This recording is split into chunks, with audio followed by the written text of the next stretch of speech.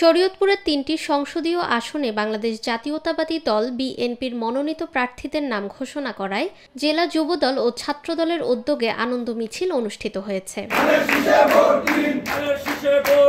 ৩রা November সোমবার সন্ধ্যায় ঢাকার গুলশানে বিএনপি চেয়ারপারসনের রাজনৈতিক কার্যালয়ে দলের মহাসচিব মির্জা ফখরুল ইসলাম আলমগীর শরীয়তপুর জেলার ৩ আসনের প্রার্থীদের নাম ঘোষণা করেন।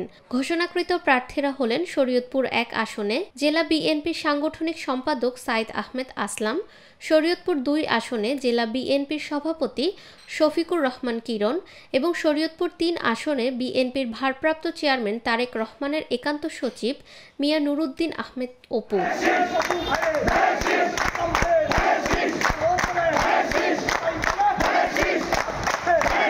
প্রার্থীদের নাম ঘোষণার খবর শরীয়তপুরে পৌঁছালে শহরে আনন্দ মিছিল বের করে জেলা যুবদল ও ছাত্রদল। উপজেলা সাবেক সাধারণ সম্পাদক জামাল উদ্দিন বিদ্যুতের নেতৃত্বে মনোহার বাজার থেকে একটি বর্ণাঢ্য মিছিল বের হয়ে শরীয়তপুর জেলা শহরের মেইন সড়ক প্রদক্ষিণ করে বটতলায় এসে সংক্ষিপ্ত সমাবেশের মাধ্যমে শেষ হয়। কিছুক্ষণ আগে আমরা বিএনপির মহাসচিব জনাব ফখরুল ইসলাম আলমগীর স্যার তিনি একটি প্রেস কনফারেন্স করেছে। সেই প্রেস কনফারেন্সের মাধ্যমে আমরা জানতে পেরেছি শরীয়তপুর ১ আসনে ধানের শীষের কাণ্ডারি হিসাবে মনোনয়ন দিয়েছেন সাইদ আহমেদ আসলাম ভাইকে, শরীয়তপুর ২-এ শফিকুর রহমান কিরণ ভাইকে, শরীয়তপুর ৩-এ আমাদের জনপ্রিয় নেতা আমাদের প্রিয় নেতা জনাব মিয়া নুরুদ্দিন অপু ভাইকে নির্বাচিত করেছেন। এই ৩ জন আমাদের এই শরীয়তপুর জেলায় আগামী পার্লামেন্ট ইলেকশনে তারা ধানের শীষের প্রতীক নিয়ে প্রতিযোগিতা করবেন। আমরা এই লক্ষ্যে দীর্ঘদিন পরে বাংলাদেশে গত ১৭ বছরে কেউ ভোট দিতে পারেনি, আজকে সেই ভোটের পরিবেশ তৈরি হয়েছে। আমাদের প্রার্থীরা আমরা সবাই যেতে ১৭ বছরে বঞ্চিত ছিলাম, আমরা এখন এই গণতান্ত্রিক পরিবেশে গণতান্ত্রিক সরকারের মাধ্যমে আমরা ভোট দিতে পেরে আমরা অত্যন্ত আনন্দিত। আমরা ভেবে নিয়েছি আমরা স্বাধীনভাবে আমাদের নিজেদের ভোট প্রয়োগ করতে পারবো।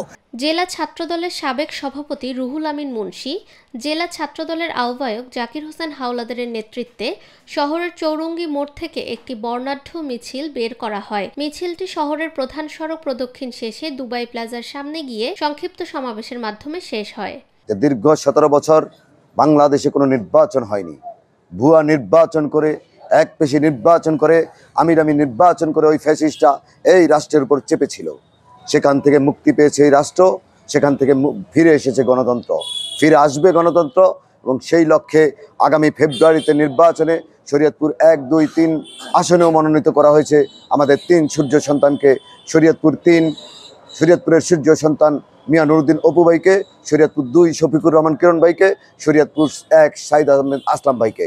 আপনারা দেখতে পাচ্ছেন মনোনয়ন চূড়ান্ত ঘোষণার পরেই শরীয়তপুরের আনাচে কানাচে মোড়ে মোড়ে মিছিল সমাবেশে ভরে গিয়েছে। বাংলাদেশ জাতীয়তাবাদী দল আগামী ১৩দশ জাতীয় নির্বাচনে মনোনয়ন চূড়ান্ত করেছেন। সেই মনোনয়নের প্রেক্ষিতে আজকে শরীয়তপুরের ছাত্রদল, যুবদল, কৃষক দল, স্বেচ্ছাসেবক দল, শ্রমিক দল, বিএনপি সহ সারা শরীয়তপুরবাসী জেগে উঠেছে। এ সময় আরও উপস্থিত ছিলেন সদর উপজেলা স্বেচ্ছাসেবক দলের সাবেক সাধারণ সম্পাদক সালাম মাঝি, যুবদল নেতা আনোয়ার তালুকদার সহ যুবদল ও ছাত্রদলের বিভিন্ন ইউনিটের শত শত নেতাকর্মীরা। নিরপেক্ষ, সত্য প্রকাশে আপোষহীন।